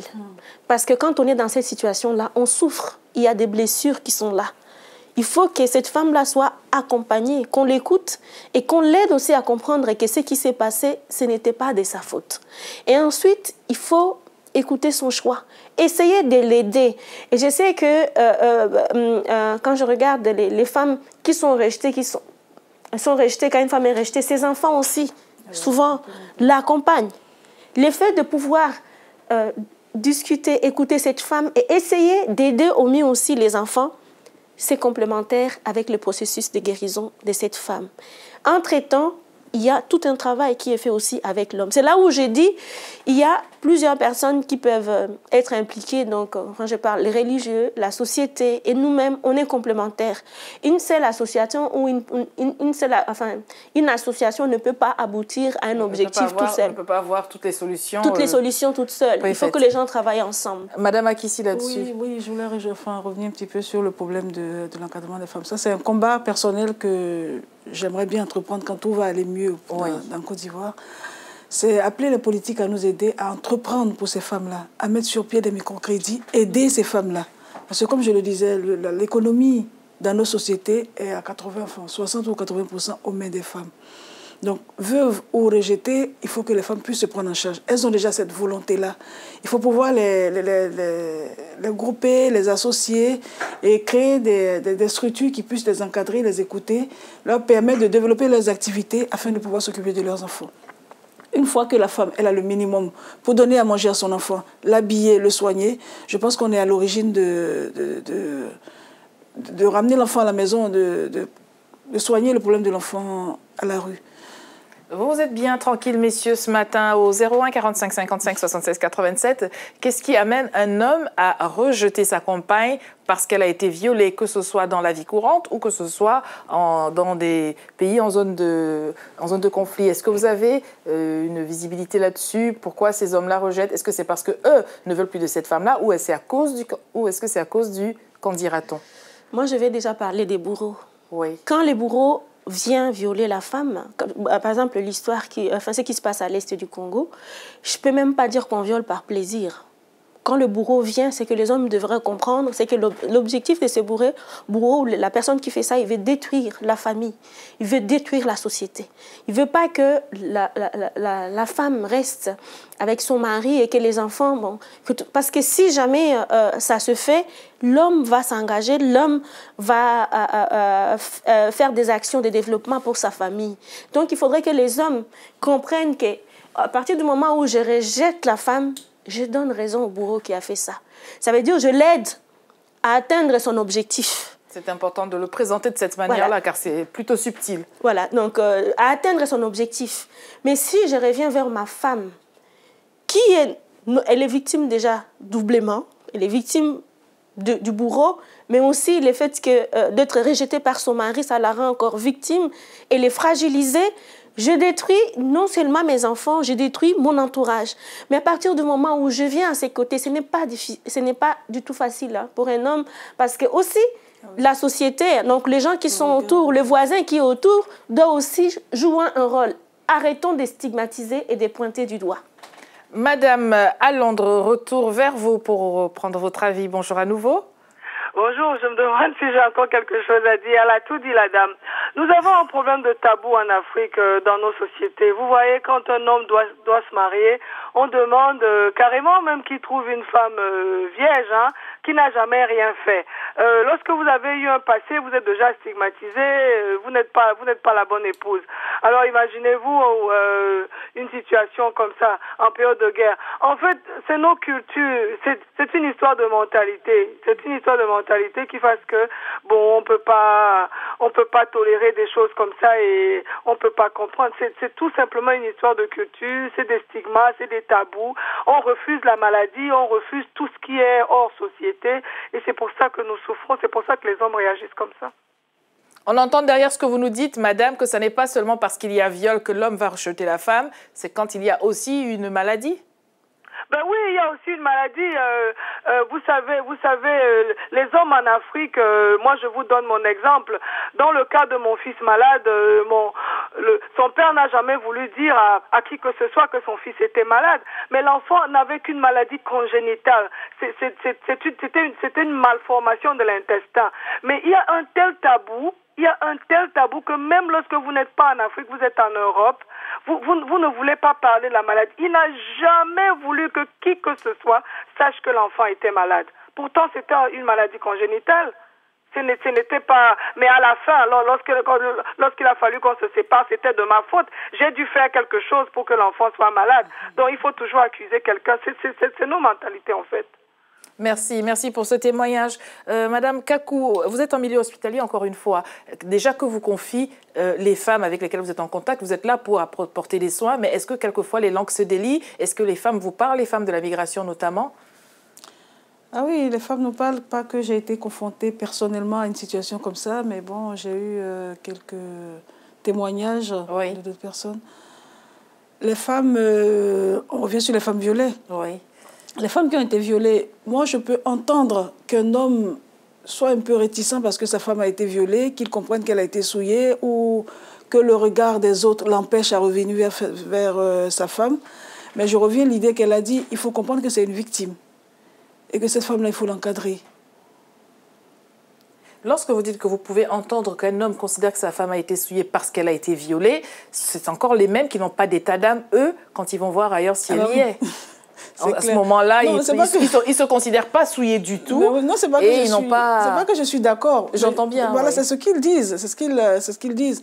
Mais comme on le dit, ici en Europe, les choses se font un peu plus facilement que chez nous. Parce que chez nous, les mentalités sont, comme elle vient de le dire, la dame, les mentalités sont difficiles. C'est le regard des autres, c'est très important pour nous. En Afrique, le regard des autres est important. Quand ici, on s'en fout, tu mets ce que tu as envie de te mettre sur le dos, tu sors, tandis que là-bas, on va te blâmer. Quelque part, est-ce qu'on pourrait dire au regard de ce que vous nous présentez là, que les hommes aussi, finalement, ils ont beau être le sexe fort, ils ne peuvent pas forcément faire ce qu'ils veulent. Quand bien même on voudrait rester en bon terme avec sa compagne, quand bien même elle aurait été violée ou telle situation de la vie, il y a cet entourage, cette pesanteur sociale qui, quelquefois, va faire que ces messieurs, finalement, changent d'avis. Là, c'est un appel que je leur lance, en fait, pour leur dire que je peux les écouter, je peux comprendre leur position, mais il faut qu'ils se mettent au-dessus de ça. Il faut qu'ils comprennent qu'une femme qui a été violée, le viol, déjà, c'est sans consentement. Voilà. Donc, la femme, elle n'a pas été consentante, elle n'est pas allée voir ailleurs, elle ne s'est pas laissée faire, elle est victime. Donc, je lance un appel aux mentalités de nos hommes, qu'ils comprennent que quand une situation comme ça se présente, la femme a besoin de son homme. Elle a besoin qu'il l'encadre. Et si lui, il arrive à parler au-delà de ça, à encadrer sa femme, à la protéger, il va sortir de là fort. Pas qu'il pense plutôt qu'il va être ridiculisé, mais il sera fort. Madame, vous êtes à Montreuil. Après, je vous redonnerai la parole. Nous vous écoutons. Bonjour. Allô, bonjour. Bonjour, madame. En fait, je voudrais insister sur ce que vient de dire et la Congolaise et l'Ivoirienne. Moi, je suis Ivoirienne. C'est vrai qu'en Afrique, aujourd'hui, l'homme a le droit de tromper la femme, l'homme a le droit d'avoir 2, 3 femmes, mais l'homme n'accepte pas que la femme le trompe. Ça, moi je suis de Côte d'Ivoire, en Côte d'Ivoire on n'accepte pas ça du tout. Donc aujourd'hui, l'homme croit que quand la femme même est violée, c'est comme si elle l'avait trompée. Quand il doit aller avec elle, il s'est dit, ah, elle a déjà, quelqu'un a déjà passé, quelqu'un a déjà... C'est ce qui se met dans la tête. Et c'est vrai qu'il faut qu'elles insistent sur le fait de ce qu'elles viennent de dire. Il faudra parler à l'homme, faudra, comme ce qu'elle a dit la Congolaise, que celui qui vient violer la femme, c'est un bourreau qui vient détruire toute une vie, toute une famille. Il faudrait insister sur ce point-là. Il faudrait parler aux hommes, aller voir les hommes dont les femmes ont été violées et leur mettre ça dans la tête. Parce que ça, ils ne le savent pas. Pour eux, la femme, elle l'a trompé. Le fait qu'elle a été violée, elle l'a trompé. Donc, une femme qui allait avec quelqu'un d'autre, il peut pas aller avec cette femme. Voilà, merci, c'est tout ce que je voulais dire. Merci madame. Alors pour parler du veuvage justement, quelles sont les considérations à l'est du Congo, les femmes, parce qu'elles sont veuves pour des raisons de la guerre, peut-être parce qu'on a perdu son mari à cause du sida ou autre raison, est-ce qu'elles sont censées pouvoir refaire leur vie? Est-ce qu'il y a un accompagnement par rapport à cela? Quel est l'état d'esprit environnant? En général, enfin, avec leur vie de femme, j'entendais. Oui. Par rapport à la vie des femmes, les femmes sont très solidaires. Elles essayent de s'aider entre elles. Mais quand tu regardes ce qui s'est passé à l'est du Congo, ça s'est passé dans toute la région. Là, on est en train de parler des victimes. Je peux dire qu'aujourd'hui, toute la population de cette zone-là est victime. Et les femmes l'ont compris. Ce qui manque, c'est les moyens. Les moyens matériels, mais aussi des moyens... Il faut les aider moralement, physiquement, matériellement. Et souvent, on croit qu'il faut des millions pour aller susciter ou aider justement les veuves qui sont sur terrain ou les victimes qui sont sur place. Non. Je vais donner l'exemple des témoignages. J'ai écouté pour la première fois des 100 femmes en 2004 qui étaient victimes. Après les avoir écoutées au milieu, je me suis levée, j'ai failli devenir folle. Et je me suis dit, moi, en tant que femme qui vit au nord, je vais me plaindre par rapport à leur situation, ce qu'ils sont en train de vivre. Mais toutes ces femmes me disaient juste une chose. Madame, ça fait depuis 98, depuis que cette histoire a commencé, on a vu des organisations d'hommes ou de femmes qui sont venus nous aider. Et au lieu de nous aider, ils viennent. Ils nous jettent juste les vivres là et ils partent. Mais jamais personne ne nous a écoutés. Vous êtes la première qui a accepté d'écouter notre histoire. Et ça aide beaucoup les femmes qui sont sur terrain. Les écouter, ça leur montre qu'on est déjà solidaire. Ça leur redonne envie de vivre. Veuve ou rejetée, c'est la même chose. Il faut les écouter, les comprendre. Et il faudrait que toute la population, ou les gens qui vivent aussi dans des pays où il y a la guerre, qu'on se dit que quand il y a une situation comme ça qui se fait, il ne faut pas stigmatiser la victime directe, peut-être physique, qui est là, comme la dame vient de dire. C'est toute une famille qui est victime. À partir du moment où l'homme ou les politiques vont se dire, parce qu'il y a une histoire qui s'est passée dans un pays par rapport aux femmes. Quand on attaque cette femme, on attaque sa famille en attaquant sa famille. On attaque la société en attaquant la société. C'est tout le pays. Et moi, les politiques, je suis concernée et touchée à la condition de cette personne. Alors, je dois me lever pour faire tout pour que ça change. Donc, moi, je pense que c'est ça le message qu'il faut faire passer. Et je pense que c'est ce dont les femmes qui sont sur terrain ont besoin. Est-ce que toutes les femmes n'ont pas justement besoin d'être écoutées? Les hommes diraient plus que des raisons, parce qu'en général, on sait que la communication se limite à 3 phrases comme ça et une réponse en 3 mots. Est-ce que l'écoute ne permet pas d'accompagner, que ce soit pour les patients auxquels vous prodiguez des soins, que ce soit dans le quotidien en général, est-ce que l'écoute et donc le dialogue et la communication améliorée ne peuvent pas permettre de contourner toutes ces situations auxquelles nous faisons allusion depuis le début de cette émission? Bien sûr que oui, parce que la communication, nous, en tant qu'aide-soignants, c'est un de nos outils les plus importants. Écouter quelqu'un qui a mal, ça le soulage. Écouter quelqu'un qui se plaint, on va chercher ce qu'il a. Donc l'écoute est très importante en toute chose. Ici, en France, on a la chance d'avoir des cellules d'écoute, des psychologues qui sont à l'écoute. Dès qu'il y a un problème, il y a un accident, il y a une situation. Mais nous, on n'a pas ça en Afrique. Et c'est dommage. On n'a pas. Est-ce qu'en revanche, les hommes ont besoin d'être écoutés eux aussi? Parce qu'on dit écouter les femmes, mais s'il y a quelqu'un qui écoute les femmes, c'est peut-être les hommes. Mais les hommes ont peut-être aussi besoin d'être écoutés. Mais seulement quand bien même on les écoute, est-ce qu'ils prennent la parole? Est-ce qu'on pourra en revenir à votre travail au quotidien? Est-ce que les hommes s'expriment facilement? Est-ce qu'ils dévoilent ce qu'ils gardent enfoui indéfiniment? c'est vrai qu'ils se dévoilent difficilement, mais il arrive qu'ils parlent quand ils ont confiance. Quand vous arrivez devant un patient qui a confiance en vous, vous arrivez à tisser cette relation de confiance entre vous, il peut se confier à vous. Qu'est-ce qui fait que les hommes ne prennent pas la parole? Est-ce que c'est parce qu'on leur enseigne culturellement ou qu'ils sont les plus forts, le roi de la jungle? Bon, il y a déjà... c'est l'homme et l'homme, l'orgueil de l'homme depuis... voilà. Et c'est pas parce qu'il n'a pas envie de parler qu'il ne va pas parler forcément. Je pense qu'il faut déjà arriver à mettre cet homme en confiance. Une fois mis en confiance, il commence à parler. Et quand il commence à parler, il est sincère. Comment mettons un homme en confiance, d'ailleurs? C'est par ici les petites recettes, mesdames et messieurs. Alors, comment mettons un homme en confiance pour qu'il puisse enfin dire ce qu'il cache? Ça dépend de... Il faut déjà, face à la situation déjà que la personne a connue, lui-même en tant qu'homme, il va se sentir incapable, démuni. Dans sa tête, c'est ce qui se passe. Mais je suis quand même un homme. Mais ce qui m'est arrivé, ça m'est arrivé. Comment alors que je suis un homme? Il faut déjà essayer de le faire comprendre qu'un homme reste un homme.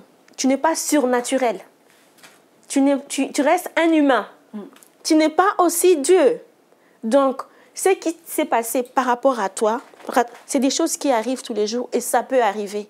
Essayez de les réconforter et faire le contraire de ce que lui pense que tu vas faire par rapport à ce qui s'est passé à son sujet. Ça aussi, c'est très subtil. Je voudrais rappeler que vous allez être présente au colloque international qui se tient au Parlement européen à Bruxelles. C'est demain. Et je vous emmène déjà en Belgique écouter une téléspectatrice, justement. Bonjour, madame. Oui, bonjour, Lydie. Et bonjour à ces deux mesdames qui sont très courageuses. Donc, je voulais intervenir par rapport à l'histoire des femmes violées, tout ça par rapport à leur mari. Donc, je donne un exemple. J'ai ma tante qui a été victime de ça, du viol. Et ça dépend déjà de l'amour que cet homme avait pour sa femme avant que cette dernière ne soit violée. Je l'appelle oncle, parce qu'en Afrique, c'est comme ça. Il n'a pas relâché ma tante. Il ne l'a pas abandonnée et ça a fait un secret entre les deux. Il n'y a eu que ma tante qui nous a parlé, nous, c'est à sa propre famille, mais cet homme, sa famille n'a jamais été au courant, comme quoi ma femme a été violée ou quoi. Donc ça dépend de confiance entre ce couple et l'amour qui existait avant. Les hommes ne sont pas tous des barbares, mais la plupart du temps, c'est ça. Donc, ça dépend. Si tu as déjà affaire à un coureur de jupons qui a 8 femmes, il ne va pas traîner sur toi qui a été encore chipoté ailleurs. C'est comme ça qu'ils utilisent le thème. Donc, les hommes peuvent prendre cet exemple. Tu n'es pas obligé d'aller publier sur tous les toits. Oh, ma femme a été violée. Du moment où tu fais ça, il y a déjà ton orgueil qui diminue. Ah, regarde cet homme-là. Il est toujours avec une femme que l'autre est passé dessus. Il y a des thèmes qui font mal. Donc, mieux vaut laver le linge sale en famille que d'aller publier. Merci. Merci, madame. Pendant que vous nous faisiez partager cela, je souriais gentiment, n'en prenez pas ombrage, mais vous nous disiez, c'était un secret de couple, ils en ont parlé tous les deux, mais votre tante vous a dit à vous, et puis vous à nous, et c'est peut-être de cela que les hommes ont peur finalement, parce qu'on ne sait jamais s'arrêter. Oui, parce que les femmes parlent beaucoup. Et le secret est dehors. Alors maintenant, nous sommes toutes nombreuses et nombreux à entendre ce qui devait rester entre deux personnes. On ne sait pas de qui il s'agit, alors on ne sait rien du tout. Plus sérieusement, je disais tout à l'heure qu'il va se tenir donc demain, le 2 décembre, à Bruxelles, au Parlement européen, cette rencontre où les femmes de l'immigration vont se réunir. On a reçu une invitée déjà dans une édition précédente pour pouvoir parler de questions qui concernent les femmes en général, les femmes de la migration particulièrement, et puis toute la migration. Est-ce que vous pensez qu'il est, à votre avis, utile d'aller jusque dans les institutions internationales pour pouvoir enfin faire entendre sa voix, pour pouvoir se manifester en tant que force de proposition? Oui, je dis oui parce que les femmes issues de l'immigration ont besoin de se faire entendre parce qu'elles ont beaucoup de choses à dire. Pourquoi? Aujourd'hui, les enfants de banlieue sont stigmatisés.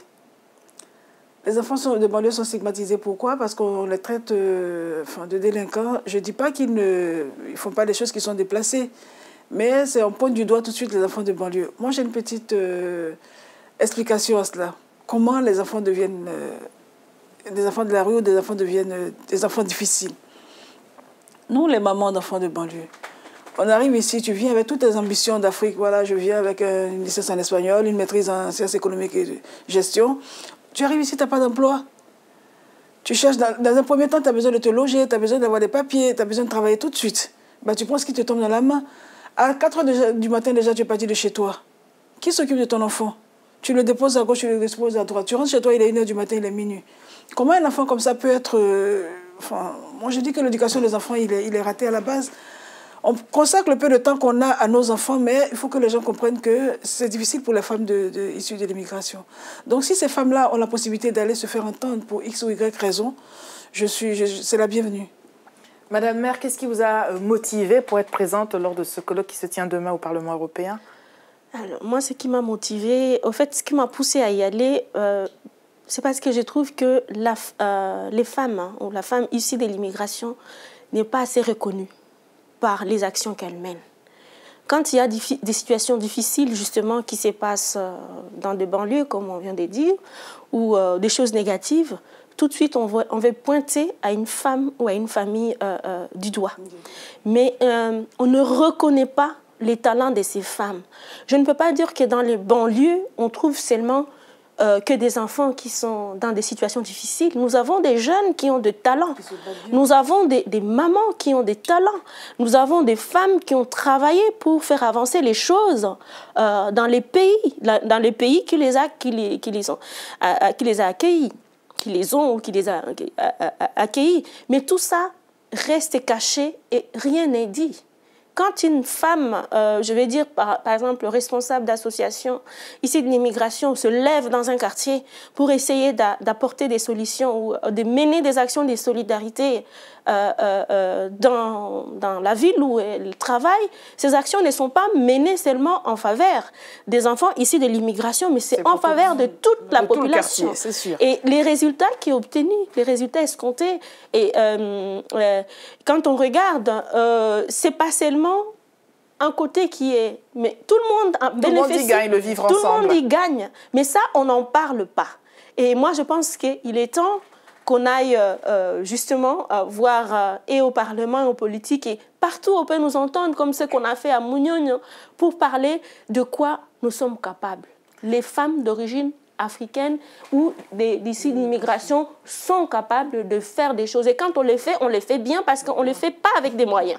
On n'a pas les mêmes moyens qu'avec les femmes. Alors, c'est peut-être paradoxal parce que quand on voit ce qu'elles réussissent à faire sans moyens, on se dit, mais à quoi ça sert de leur en donner des moyens puisqu'elles sont aussi... Retour à Londres, bonjour. Bonjour Lady, c'est encore moi. Je suis très ravie qu'une de vos invitées fasse le grand pas pour faire ce qu'on appelle la participation. Sa présence, sa voix changera quelque chose. Il y a 10 ans, on a fait un programme ici sur les droits de l'homme. On ne nous formait pas pour travailler en Angleterre, mais on nous formait pour travailler en Afrique.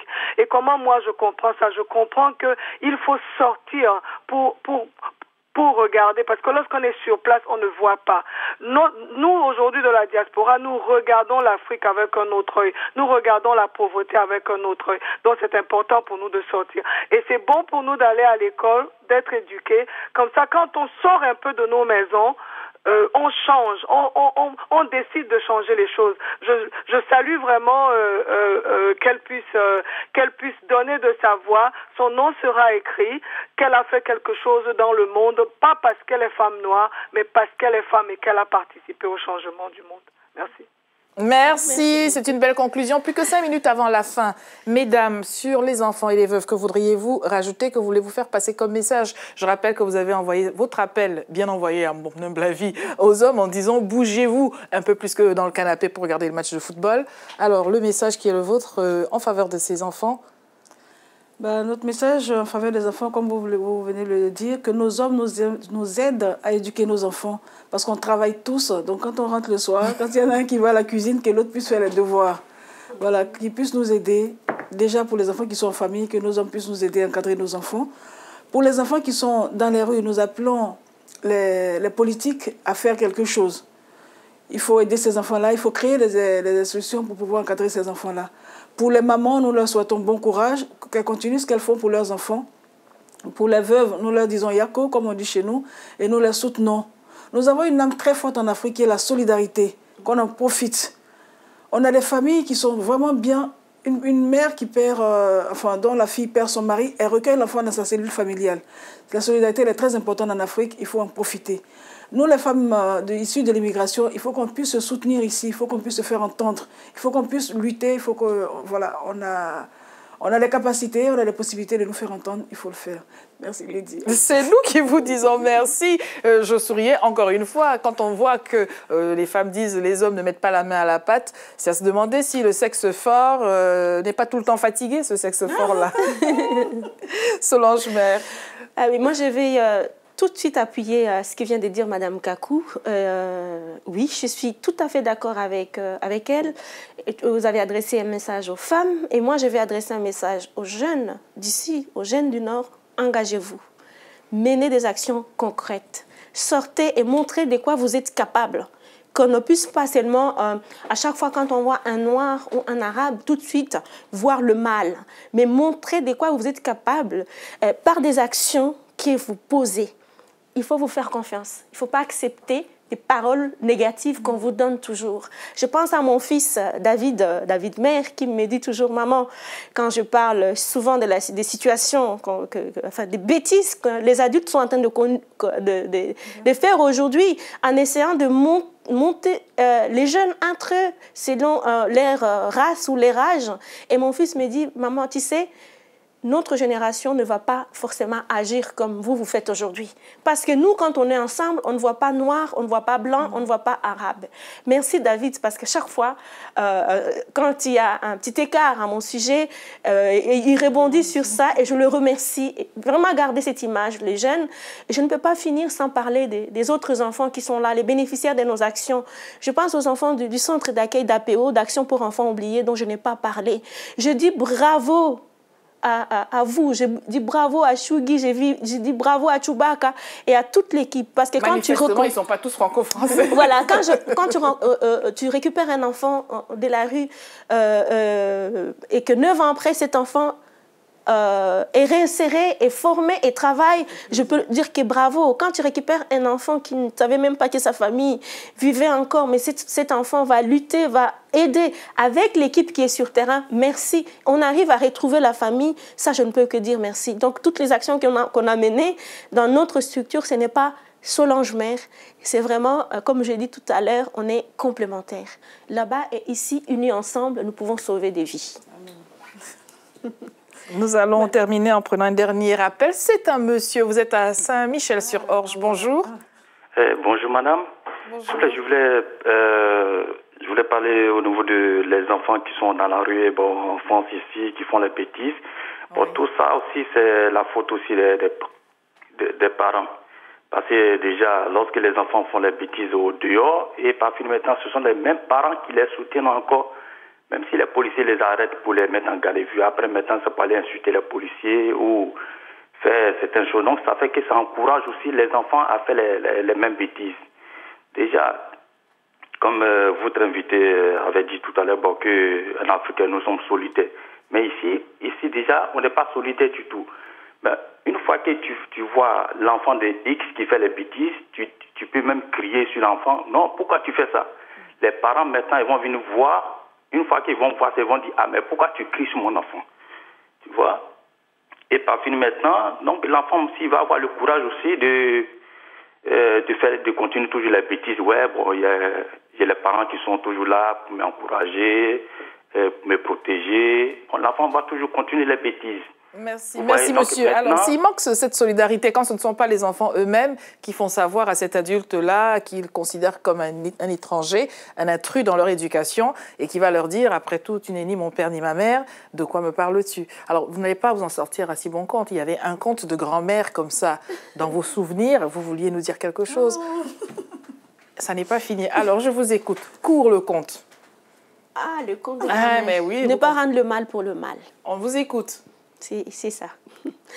Oh, il n'y a pas un conte court que je peux raconter. Je ne sais pas raconter une histoire. Il faudrait bien qu'on conclue l'émission. Madame Kakou. Bah, moi, c'est pas... Enfin, les contes, comme on dit, on n'a plus assez de temps. Ce que je veux dire, il y a des choses que ma grand-mère m'a confiées et qu'au jour, dans ma vie d'aujourd'hui, je retrouve. Des conseils, des proverbes, des petites choses qu'on te dit et que tu retrouves tous les jours. Donc, voilà, je veux dire, comme elle le dit, ne rends pas le mal par le mal. Écoute ton prochain, sois toujours à l'écoute de, voilà, fais attention à toi. Donc, c'est les petites choses qu'on garde. Les comptes, on vous les donnera une autre fois. On n'a plus assez de temps. Voilà, dire que par jalousie, deux fois, 50 les gens, secondes. Voilà. Et je vais dire juste quelque chose au monsieur qui vient de poser la question. Quand un enfant lui répond mal, il ne faut pas en vouloir à cet enfant. Il y a beaucoup de choses cachées derrière. Il y a beaucoup de messages. On en prendra compte. Merci vraiment Akissi Kakou d'être présente. Merci Solange Mer d'être venue. Et rendez-vous à vous qui nous avez accompagnés au cours de cette émission. Rendez-vous dans une autre édition de Lady vous écoute. Et d'ici là, que vous soyez jeune, moins jeune, femme, veuve, mariée, célibataire et homme, bien sûr. Bon courage. Au revoir.